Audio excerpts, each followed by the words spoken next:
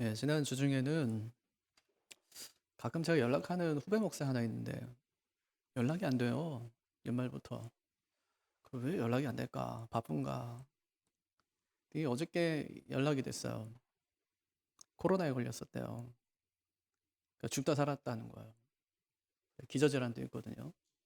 그러니까 뭐 당뇨도 있고 또 뭐 혈압도 높고 이러니까 진짜 코로나 확진 판정 받고 이제 생활 시설에서 한 4일 정도 지났는데 죽을 것 같더래요. 예, 진짜 딱 죽겠대요.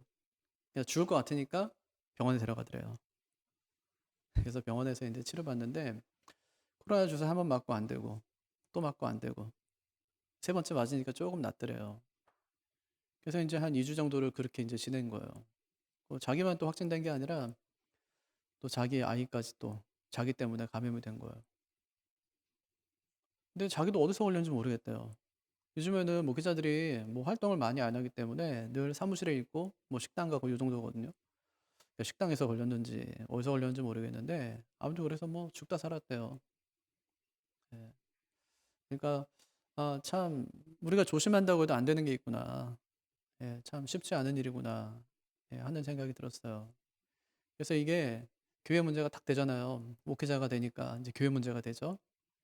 그러니까 교회에 이제 연락이 오는 거예요. 누가 걸렸냐. 구청에 막 전화하고 약간 좀 섭섭하더래요.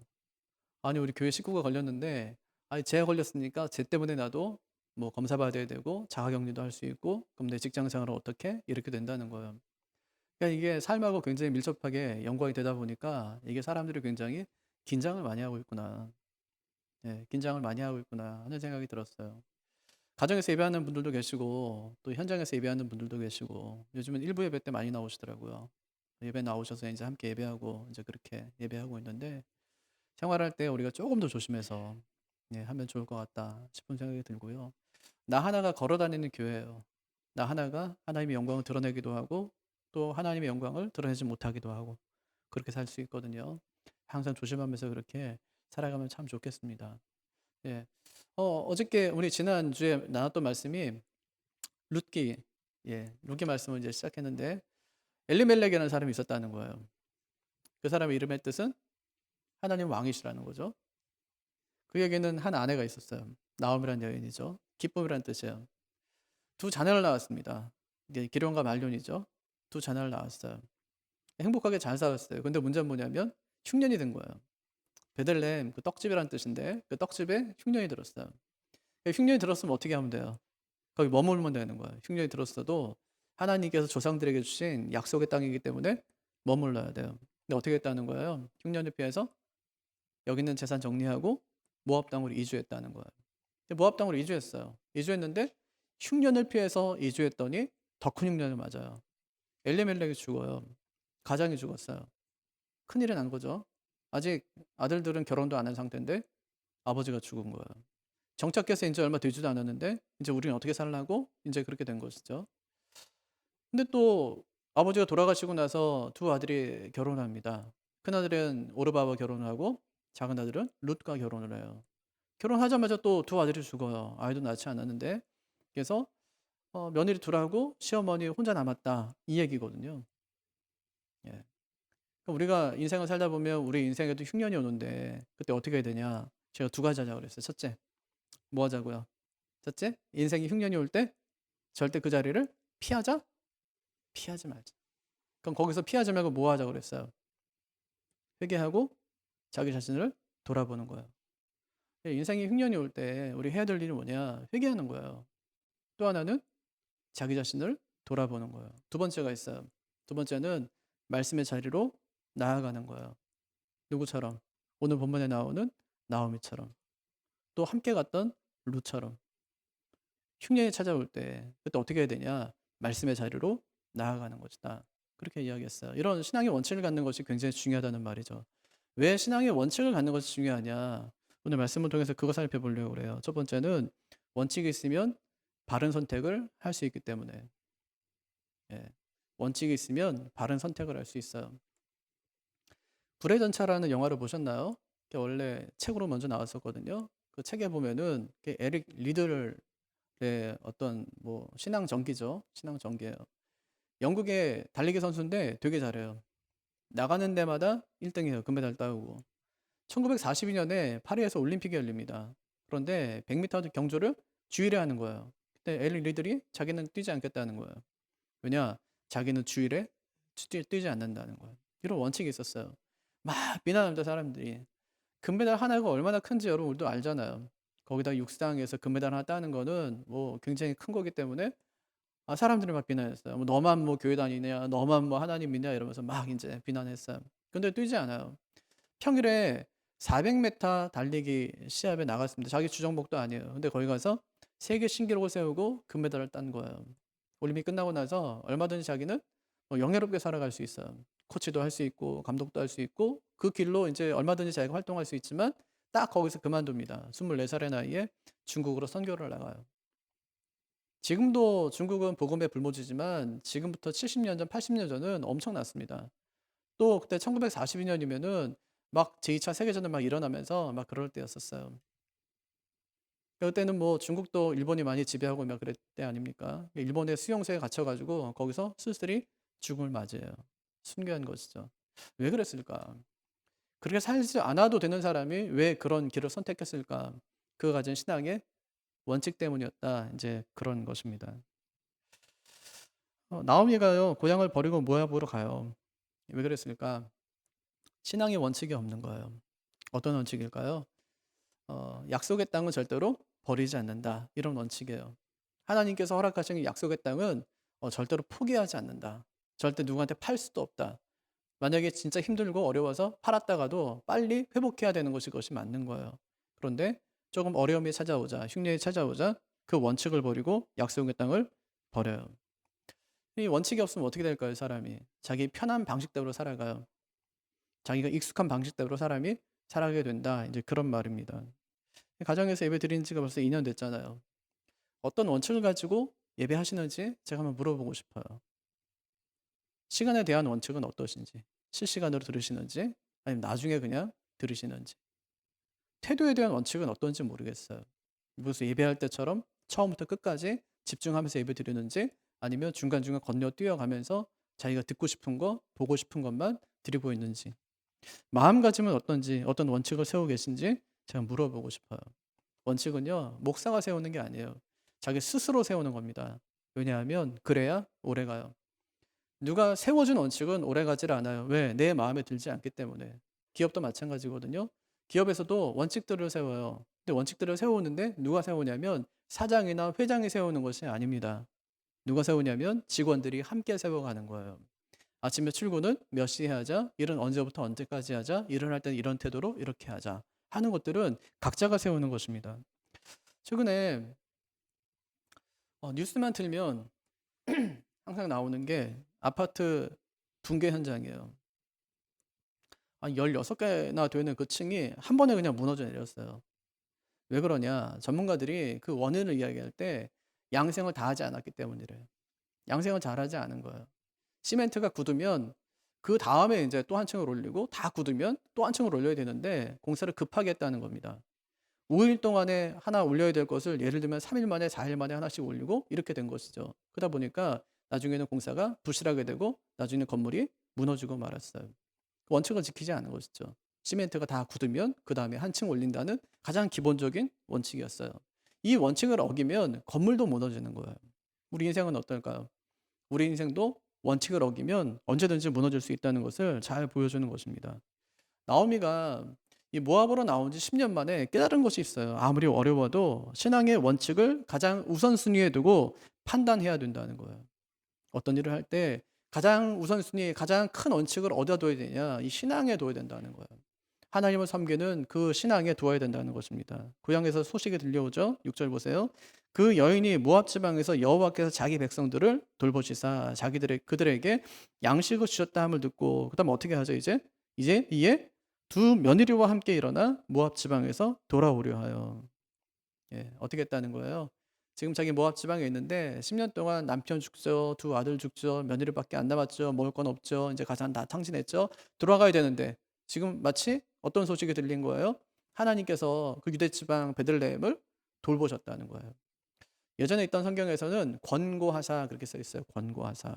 하나님께서 그렇게 그들을 돌보신 거예요. 돌보시사 뭘 줬대요? 양식을 주셨다는 거예요. 그러니까 어떻게 해요? 두 며느리를 이끌고 이제 다시 고향으로 돌아가겠노라 하고 있다는 겁니다, 지금. 근데 저희 신학교 교수 중에 이 변종일 교수님이 계신데 나오미가 이렇게 하나님의 말씀을 듣고 베들레헴으로 돌아가려고 한 것을 회개라고 말씀하세요. 회개한 거예요.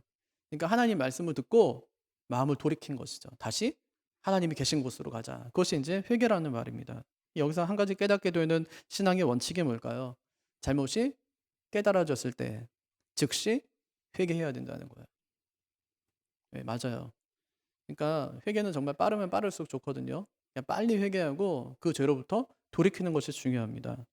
리차드 백스터 목사님이 회개했는가라는 책에서 회개를 이렇게 정리하세요. 아주 굉장히 긴데 제가 세 가지로 한번 요약해 볼게요.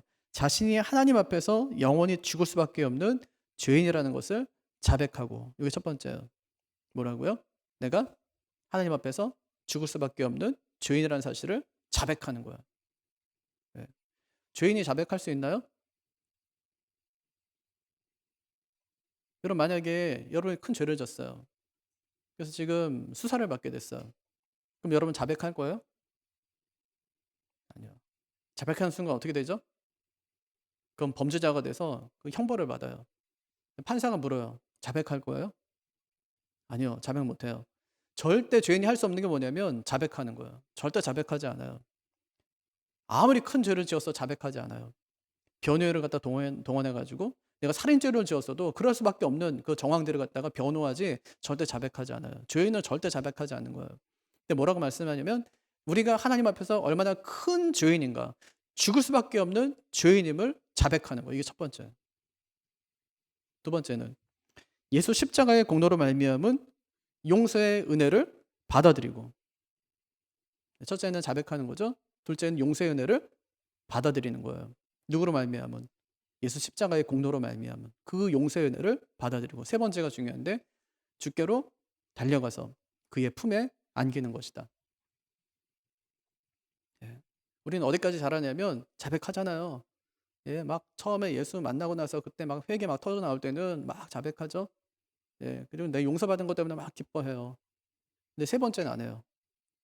주님께 달려가서 그분의 품에 안기는 것이다. 나오미가 지금 그거 하고 있어요. 자백해요. 용서를 깨달아요. 거기에 지금 하나님이 양식 주신다고 그러니까 어떻게 하죠? 자부들을 이끌고 아버지가 계신 곳으로 달려가요. 예, 그래서 나오미가 그거 한 거를 회개한 거라고 그렇게 이야기하는 것이죠. 그리고 우리도 이런 신앙의 원칙들을 좀 세워야 돼요. 원칙이 없으면 어떻게 산다고요? 편한 방식대로. 또 어떻게 해요? 익숙한 방식대로 사람이 살게 되어 있다고요. 중요한 것보다 급한 것을 먼저 하게 되는 겁니다. 이것이 나오미가 범한 실수였습니다. 박영규 작가가 세종의 원칙이라는 책에서 세종이 원칙으로 삼았던 것들을 이야기하는데, 뭐 공부의 원칙, 또 소통의 원칙, 인재 등용의 원칙, 국가 경영의 원칙, 이런 것들이에요. 그중에 인간으로서의 원칙을 보면 고륙 상쟁을 끝내고 화목한 가정을 이룬다, 이렇게 첫 번째 원칙을 세웠어요. 예. 왕이 되잖아요. 제일 처음에 외가를 척결합니다. 예, 다 죽여요. 밑에 다 죽여요, 다. 형제들 다 죽입니다. 그래서는 안 된다는 거예요. 인간으로서 첫 번째 원칙이 화목한 가정을 이루는 것이다. 두 번째는 극진한 효도로 부모를 섬긴다. 세 번째는 격구와 강무로 신체 건강을 돌본다. 이런 것들이었어요. 네. 근데 소통의 원칙 중에서도 눈에 띄는 게 하나 있었는데 이래요. 먼저 그대들의 의견부터 듣겠다. 이게 세종이 세운 원칙들이었어요. 소통의 원칙. 먼저 그대들의 의견부터 듣겠다. 그러니까 세종의 원칙들을 살펴보니까 그가 어떻게 성군의 길을 걸을 수 있었는지를 잘 알 수가 있었습니다. 우리도 아마 원칙들이 있을 거예요. 삶을 살아가는데 원칙들이 있을 거예요. 근데 신앙의 원칙은 여러분 어떻게 세우고 계십니까? 주일에 대한 원칙은 여러분 어떻게 세우세요? 꼭 반드시 주일 성수는 한다, 이렇게 여러분 세우고 계신가요? 반드시 주일 성수는 무슨 일이 있어도 한다, 이런 원칙들이 있어야 된다는 말이죠. 재정에 대한 원칙도 마찬가지인데 우리 예수 믿는 사람들은 보통 이제 11조를 먼저 떼고 남은 돈으로 생활하죠. 그게 재정에 대한 원칙이에요. 그러니까 제가 늘 기도하면서 내게 주신 모든 것이 하나님의 것이지만 그중 일부를 떼어드리며 내게 주신 모든 것이 하나님의 것이라고 고백하오니 하나님 받아달라, 이 기도하잖아요. 우리의 재정은 다 하나님 거예요. 그중에 하나님께서 일부를 떼어서 하나님께 드리고 나머지를 쓰게 하시죠. 그러니까 이 재정의 소유권이 누구에게 있는가를 우리는 고백하며 살아가는 거예요. 이게 단순히 아무것도 아닌 게 아니라 내 인생 전체가 누구에게 달렸냐, 내가 먹고 사는 문제, 우리 가족이 사는 문제가 누구한테 달렸느냐를 신앙으로 고백해 드리는 거예요. 이걸 하는 것과 안 하는 거는 정말 다른 문제입니다. 또 사역에 대한 원칙인데 교회 일을 갖는 것이죠. 교회는 보니까 교회의 일이 있어요. 교회가 해야 되는 일을. 또 하나는 교회 일이 있어요. 내가 교회에서 해야 되는 일이 있는 거예요. 예. 그래서 이걸 하면 어떤 일이 벌어지냐? 내 신앙이 성장해요. 주일학교 교사한다. 내가 말씀 연구하게 되고 내 기도하게 되고 영혼을 돌보게 되니까 어마어마하게 내가 성장하는 일이 생겨지게 되는 것이죠. 또 성장에 대한 원칙도 있어요. 1년에 한 번은 반드시 성경 공부 모임에 참여한다. 이런 원칙들을 세워가는 것입니다. 예. 우리에게 왜 이런 원칙들이 필요할까요? 원칙이 있으면 바른 선택을 할 수 있기 때문에. 예, 그것입니다. 그래서 이건 생활에 있어서도 또 재정에 있어서도 시간 관리에 있어서도 해당되는 것입니다. 여러분 새해에는 꼭 이런 신앙의 원칙들을 세워 보시기를 바랍니다. 두 번째는 원칙에 따라 운명이 갈라지기 때문에 그래요. 원칙에 따라. 왜 원칙을 세워야 된다고요? 그래야 바른 선택할 수 있어요. 두 번째는 원칙에 따라 운명이 갈라지기 때문에 반드시 원칙은 세워야 된다는 말이에요. 나오미가요, 두 자부를 이끌고 이제 베들레헴으로 돌아가고 있어요. 6절과 7절에 보니까 분명히 세 명이 함께 가고 있는데 거기 사용된 동사들을 보니까 전부 단수형이에요. 3인칭 여성 단수형. 고향 소식을 듣고 또 일어나서 길을 떠나고 함께 돌아가고 있는데 돌아가는 주체는 나오미뿐이에요. 왜 그럴까? 왜 함께 가고 있는데 왜 나오미만 돌아가는 것처럼 성경 기록해 놨을까? 나오미가 아직 결정하지 못한 거야. 무슨 결정이요? 얘들을 함께 데리고 거기까지 갈 건지 아니면 중간에 돌려보낼 건지 엄청 많이 고민하고 있는 거예요. 왜 고민할까요? 첫째는 자신의 처지 때문에. 나오미가 지금 뭐라고 이야기하냐면 하나님이 자기를 쳤다는 거예요. 그래서 이런 꼴이 됐다는 거예요. 이런 꼴로 들어가는데 같이 데리고 들어가 봐야 아무 유익이 없어요. 고민되는 거예요. 두 번째, 자기 늙었다는 거예요. 자기 늙어서 이제 더 해줄 게 없는 거예요. 아들이 없어요. 아들이 없으니까 더 이상 이 며느리들에게 뭐 해줄 게 없어요. 그러니까 이 며느리를 데려가야 될지 말아야 될지를 지금 고민하고 있는 겁니다. 고민 끝에 나오미가 며느리들에게 친정으로 돌아가라 그렇게 이야기하죠. 너희가 하나님의 은혜를 입어 재혼해서 행복하게 살면 좋겠다 그렇게 이야기하는 거예요. 이게 나오미의 진심이거든요. 이런 시어머니가 어디 있어요? 이런 시어머니가 어디 있냐고요. 그 마음을 아는 며느리들이 나오미와 함께 부둥켜 안고 막 울어요. 9절에 보면 소리 높이 울었다 그러는데 통곡한 거예요. 시어머니가 돌아가라고 그러니까 이 자부들이 시어머니 부둥켜 안고 막 울기 시작해 막 통곡하기 시작하는 거예요. 그럼 왜 가라고 그럴까요? 자신과 함께 베들레헴에 가더라도 자손을 이을 가능성이 전혀 없기 때문에 그래요. 이스라엘에는 고엘 제도라는 게 있거든요. 형이 죽었어요. 그러면 동생이 형수를 취해서 대를 이어주는 거예요. 근데 지금 다 죽었어요. 기련도 죽고 말년도 죽고 다 죽었단 말이에요. 더 이상 할 수 있는 게 없어요. 대를 이을 수가 없단 말이에요. 그럼 어떻게 하면 될까요? 나오미가 다시 결혼하면 되거든요. 결혼해서 아들을 낳으면 돼요. 그럼 그 아들하고 결혼하면 되니까 또 하나만 낳아도 안 돼요. 둘을 낳아야지. 자부가 둘이니까. 나오미 생각에는 나는 결혼할 가능성이 없다는 거예요. 왜 늙었으니까 이제는 안 된다. 두 번째, 만약에 낳더라도 어떻게 기다릴 거냐는 거예요. 낳더라도 언제 기다려 데려갔다 네 신랑으로 할 거냐. 이건 좀 가능한 얘기가 아니니까 고향으로 돌아가서 빨리 셋 시집 가라. 결혼해서 행복하게 거기 있는 사람과 같이 살아라. 이제 그렇게 이야기하는 것이죠. 사실 나오미는 같이 살면 좋아요. 왜냐? 지금 나오미에게 가진 건 아무것도 없는데 두 며느리의 노동력은 있는 거예요. 노동력. 아니 고향에 돌아가도 집도 없어요. 돈도 없고요. 살 땅도 없어요.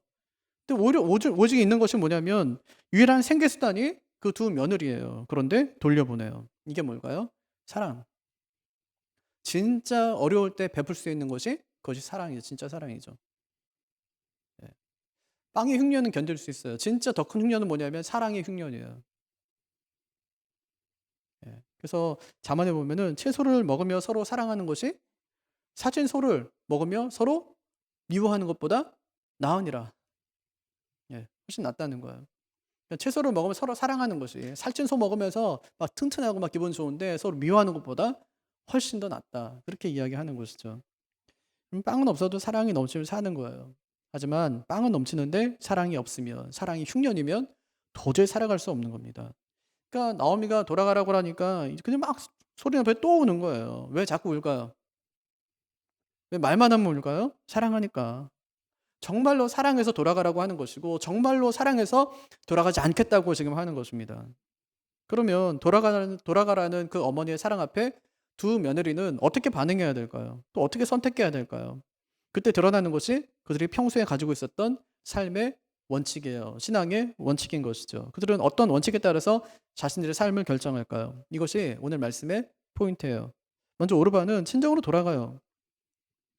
그냥 안 가겠다고 그랬거든요. 근데 무엇이 그녀로 하여금 발걸음을 돌이키게 했을까요? 어떤 사람은 오르반하고 룻을 계속 대조하면서 오르반은 세상을 선택한 것이고 룻은 뭐 신앙을 선택한 것이고 오르반은 세속적이고 룻은 신앙적이고 그렇게 이야기합니다.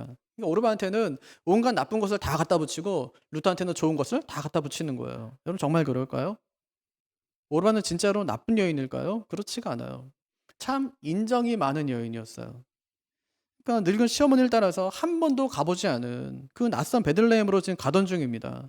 나오미가 몇 번이나 가지 마라, 가지 마라, 집으로 돌아가라고 해도 자기는 가겠다, 어머니 따라가겠다 했던 여인이었어요. 9절 보면 그들이 소리 높여 울 때에 라고 말하고 10절 보면 나오미에게 이르되 아니니이다. 우린 어머니와 함께 어머니의 백성에게로 돌아가겠나이다. 그렇게 이야기하죠. 떠나가지 않겠다는 거예요. 근데 왜 돌아갔을까요? 왜? 안 가겠다, 안 가겠다, 안 가겠다 해놓고 왜 돌아갔을까요? 시어머니의 거듭된 간청에 눈물을 흘리면서 입맞춤으로 돌아간 거예요. 시어머니가 하도 간곡하게 부탁하니까 자기는 별로 원하지 않지만 시어머니의 그 말을 듣고 효부죠. 참 신실한 여인이죠. 시어머니가 간곡하게 부탁하니까 그 요청에 못 이겨서 돌아설 수밖에 없던 것입니다. 근데 그런 오르바를 향해서 우리가 불신앙의 사람이니 세상을 향해 갔다느니 그렇게 할 수 있을까요? 아니요. 오르바가 선택한 것은 우리가 할 수 있는 가장 일반적인 선택을 하는 것입니다. 이것은 지극히 상식적인 일이고 어쩌면 아무나 할 수 없는 그런 일이었어요. 근데 뭐 아쉬운 건 있죠. 아쉬운 것은 신앙은 상식을 초월한다는 거예요. 신앙인이 어떤 결단을 할 때는 상식 이상이 되어야 한다는 말입니다. 그런 면에서 오르바의 결정은 아쉬움을 남긴다는 것이죠. 룻은 어떤 선택을 할까요? 14절 보세요. 그들이 소리를 높여 다시 울더니 오르바는 그의 시어머니에게 입을 맞추되 룻은 그를 붙쫓았더라. 원문에 보니까 이 붙쫓았다는 단어가 두 사물이 강력하게 접착되어 있는 상태를 말해요. 하나님이 아담에게 하와를 데려왔어요. 그리고 말씀하세요. 남자가 부모를 떠나 그의 아내와 합하여 한 몸을 이룰지로다. 그렇게 말씀하시죠. 한 몸을 이룬다. 이게 붙였다는 단어예요. 찰싹 달라붙어 있는 거예요. 붙들고 늘어지는 거야. 밀착하는 거예요. 바싹 따라가는 거예요. 선택의 갈림길에서 오르반은 떠났고 룻은 남았어요. 어찌된 일인지 오르바가 딱 떠난다고 하니까 룻이 더 강력하게 남아있겠다고 하는 겁니다. 메시지 성경 보면 룻의 이 같은 모습을 이렇게 표현해요. 룻은 나오미를 부둥켜 안고 놓지 않았다. 왜 그랬을까요? 며느리로서의 어떤 책임감을 다하기 위해서 그런 걸까요? 아니 지금 큰 며느리가 다시 집으로 간다니까 나까지 가게 되면 어머니는 누가 살려 이러면서 이제 거기에 대한 생각 때문에 자기가 더 달라붙어 가지고 "전 절대로 안 갑니다." 그렇게 이야기한 걸까요? 그럴 수도 있어요. 워낙에 뭐 선한 여인이니까 그럴 수도 있지만 꼭 그것만은 아니에요. 그것은 그의 신앙 때문입니다. 요새 신앙이 그녀를 압도한 것입니다. 그녀를 압도해서 나오미를 부둥켜 안게 그렇게 한 것이죠. 성경에도 다른 본문에 보면 이런 얘기가 좀 나오거든요. 음 야곱이 야복강가에서 천사와 씨름해요. 어떻게 하냐면 부둥켜 안아요. 씨름했다는 게 그거잖아요. 부둥켜 안아요. 놓든가요? 절대 놓지 않아요. 밤새도록 씨름하는 거예요. 천사가 이제 해가 뜬대요. "나 가야 된다."는 거야. 해가 뜨니까 이제 가야 되는데 "나 좀 놔 달라."니까 절대 놓지 않아요. 나를 축복하기 전에는 절대 놓지 않습니다. 씨름하다 어떻게 해야 된가요?